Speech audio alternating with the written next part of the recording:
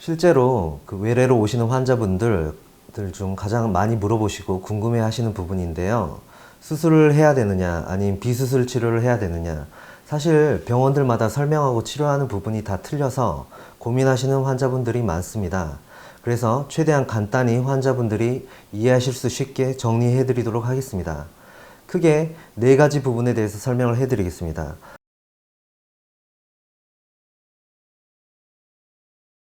첫 번째로 제일 중요한 부분이 MRI 검사입니다. 사실 MRI는 척추뿐 아니라 다른 관절 수술을 하는 경우에도 수술을 진행할 수 없는 경우가 많습니다. 엑스레이나 CT 등 검사도 있지만 사실 이 검사들은 뼈를 위주로 보는 검사이기 때문에 주로 골절이나 뼈 퇴행성 변화에 대해서 볼 수는 있지만 척추 분야에서 제일 중요한 신경이 얼마나 눌리는지, 디스크가 얼마나 튀어나왔는지, 척추 협착증이 얼마나 진행되었는지를 알 수가 없습니다. 따라서 MRI는 척추 질환을 평가하고 수술이나 비수술 치료, 시술을 결정하는 데 반드시 필요한 검사입니다. 그리고 이 MRI 검사상에 의사 대부분 의견이 수술로 일치해야 수술을 진행을 하는 경우가 맞다고 생각을 합니다.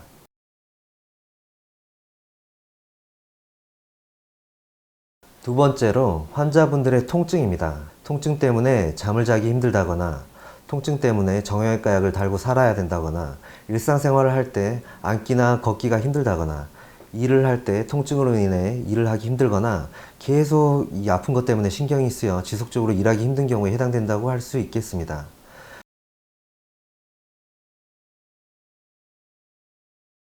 세 번째는 수술하기 전에 충분한 비수술적인 치료를 했느냐입니다. 물리치료나 운동치료, 약물치료, 신경주사치료나 비수술적인 치료를 충분히 했는데도 효과가 없거나 오래 지속되지 않을 경우에는 수술적인 치료를 고려해 볼 수가 있겠습니다. 최근에 제일 많이 시행되는 대표적인 비수술적인 치료, 대표적으로 신경성형술이라든지 고주파 레이저 치료 등을 시도함에도 효과가 오래가지 않는 경우에는 충분히 수술까지도 생각을 해 보시는 게 좋겠습니다.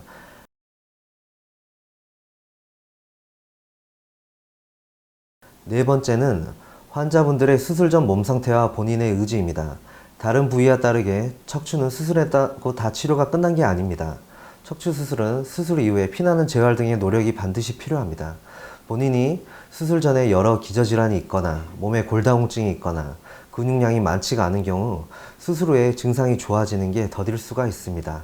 따라서 수술을 하고 나서도 몸 상태를 키우기 위해 여러 재활치료들을 따라갈 수 있는 몸 상태여야 하고, 본인이 힘들더라도 재활치료 프로그램을 따라가겠다는 의지가 매우 중요합니다. 따라서 이런 4가지 부분에 대해서 충분히 고민하시고 척추 수술을 결정하시는 게 좋을 것 같습니다.